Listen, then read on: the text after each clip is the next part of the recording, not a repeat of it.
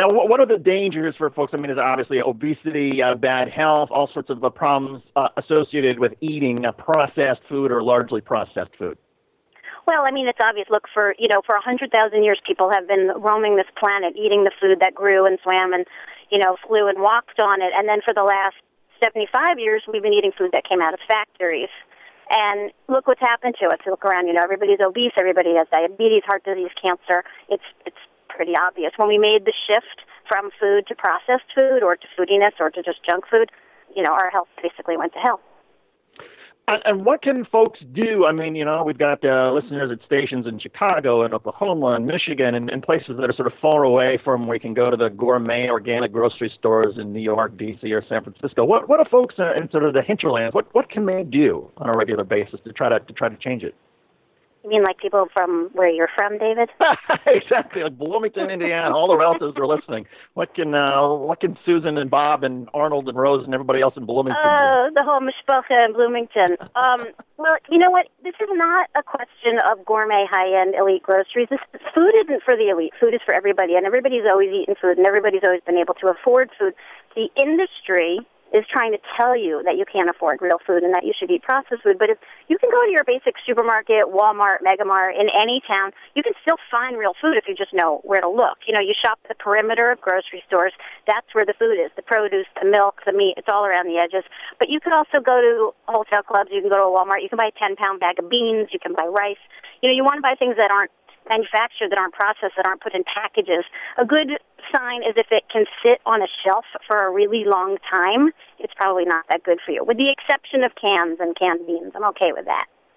Now, what about if you do go to the produce section and you're trying to figure out, okay, apples? How do you know the difference between an apple that say is good for you and one that's been coated with chemicals to preserve it or whatnot? Well, that's sort of like.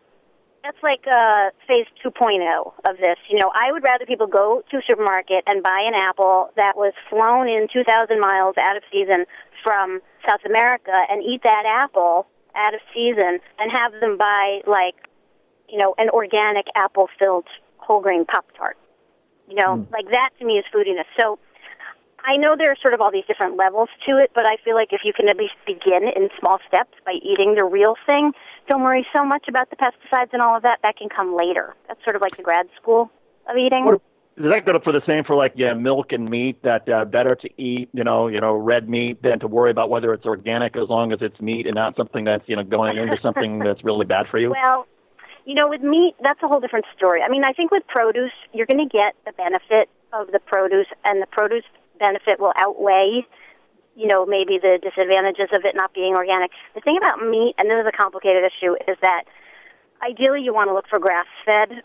You want to try to only eat grass-fed or pastured chickens and beef and eggs and dairy that comes from grass-fed animals. You don't really want to be eating milk or meat products from animals that are fed corn and soy and all the other grains, because that's not what those animals are designed to eat.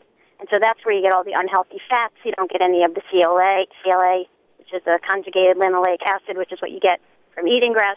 Those animals are sort of designed as this kind of great natural solar-powered system to eat grass and provide food for us. So that's where I make where I sort of draw a line. We were talking with Chef Erica Wides. You can follow her on Let's Get Real on Twitter. She's the host of Heritage Radio's Let's Get Real show. On the other side of this break, we're going to take a break just for a couple of minutes. We're going to ask Erica, but what is it that the industry, what do they gain other than profits by doing what they're doing? And I'm going to ask Erica a little bit.